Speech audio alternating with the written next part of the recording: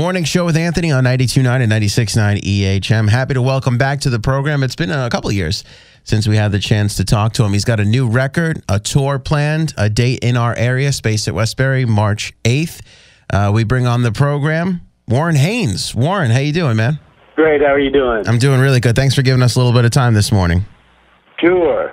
Lots to talk to you about. I guess it was about, about a year ago, actually. This time we found that you and Derek would both be leaving the Allman Brothers. What I'm curious about, I think what the audience is curious about right off the bat is, were you thinking about this for some time? Were you and Derek talking about this for some time? How did that exactly come about?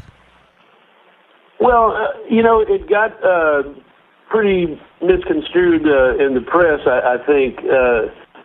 It's more accurate to say that the entire band had been talking about this for about 3 years.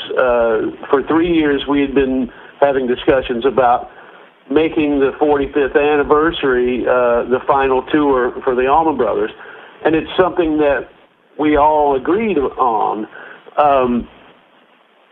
A lot of individual members, including Derek and myself, had been making plans according to that agreement, and as it got closer and closer, at least one member of the band decided that, maybe this is not the right thing, maybe we should keep it going, and Derek and I had committed ourselves based on the agreement that we had all made.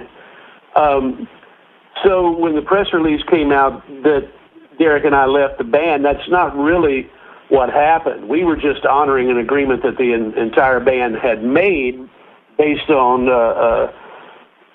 commitments and agreements that we had made ourselves. And so, it's their prerogative if they would like to keep it going, but I don't really see that being something that's going to happen. I have a feeling that everybody's going to go back to the original plan, which was to make the 45th anniversary the last tour. It was a very bittersweet moment, a very emotional year for us because we all loved that music so much and loved playing together.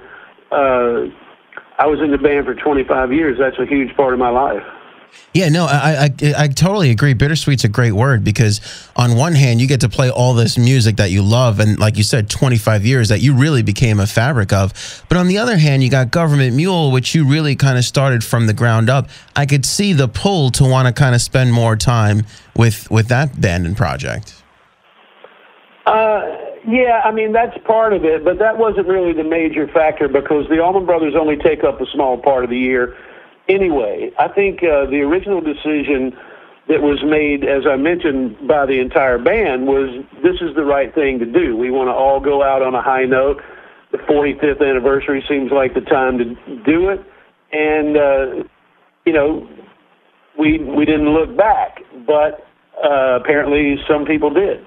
Right. Warren Haynes is our guest talking about his time with the Allmans. He's got a new project, new album, new tour, getting ready to go with John Scofield's Skull Mule. It's a live release of a show you guys did back in 1999. Now, I know you lost Alan Woody not that far after, but it's been a really long time where this album could have been released prior to that. So I'm kind of curious as to why the album never really came out and why right now, 2015, was a good time to release the Skull Mule record. Well, the original plan after we recorded these shows was to release it about a year later. But then when Alan Woody passed away, everything flew out the window. All the plans changed. We didn't feel comfortable making that our next release. And I think at the time it would have been a little bizarre for Gov't Mule to put out an all-instrumental release, especially on the heels of Woody passing away. It was all we could do to keep the band together and to conjure up the energy to keep going. There were several times in recent years that we felt like, we should put out the Skull Mule record, and it's something that comes up every few years, but we've always got something going on that would present a conflict from a release standpoint. With the 20th anniversary on the horizon the last few years, we realized that would be a perfect time to put it out. We decided to put out a series of archival releases, and that being probably the one that's the most in demand. Yeah, the album is really good too. Birth of the Mule is so damn good on this record. I don't know why, but that track just stood out to me. That was just a really, really good track. Well, that was the beginning of that song stretching out to that extent. Prior to John getting a hold of that tune, it was a little shorter, and once he came on board, we found a way of stretching it out, and it's kind of stayed that way since. You and him and the band, it sounds so good on this record. I'm unfamiliar with your collaborations with John prior to this show. Were you guys rehearsing, or was this all kind of off-the-cuff stuff? It's all off the cuff. We agreed on the song selections. We had one full day of rehearsal, and we had a couple of sound check days of rehearsal. But it's very impromptu, and it's just us doing what we do best, which is flying by the seat of our pants. Does it take you guys, how long does it take you when you get into that room for the first time to kind of get a vibe of like, oh, this is going to be good, I feel really comfortable with this? How long does it take you as a guitar player? Well, the rehearsals felt great. Sound checks felt great. And then the first song that John played with us was his song Hottentot that he had recorded with Medeski, Martin, and Wood. And it felt great right off the bat. So usually the really special nights have a way of feeling great from the very beginning. And this was no exception. How does it feel? And we're talking with Warren Haynes. Gov't Mule has a live record, Skull Mule, which is available. Space at Westbury, they're going to be here with John Scofield on March 8th. Tickets are on sale, thespaceatwestbury.com. How does it feel now to have the record out? And, you know, that was 99 when you guys played together. How does it feel now in 2015 that you guys are going to be on this tour? Well, I think people are much more prepared for what it's going to be now than they were in 99. In 99, we had not done any shows that were predominantly instrumental, and we had not done any shows that were quite so jazz-influenced.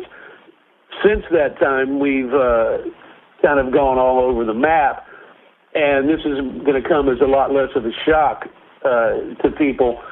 And then another reason that it took so long to get the record out is because we wanted to make sure we could do a tour together, and that's finally happening as well. So we're very excited. You know, every night's going to be different. You know, we'll do a lot of music without John. We'll do a lot of music with John.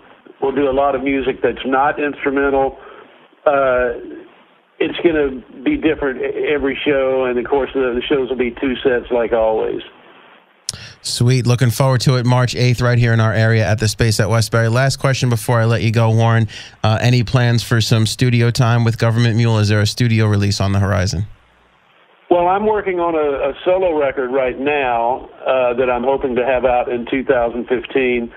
And then Gov't Mule will start on a new studio record after that. Sweet. So we'll look forward to that. Warren, thanks for giving us some time this morning. My pleasure.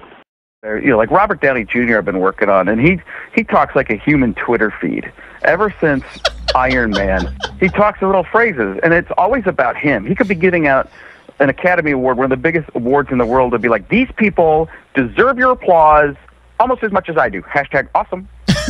But when I think of how I was, you asked me how I got my way all those years. You know, it wasn't by smiling. It was by saying, this is what I do, and if I don't do it my way, I don't do it.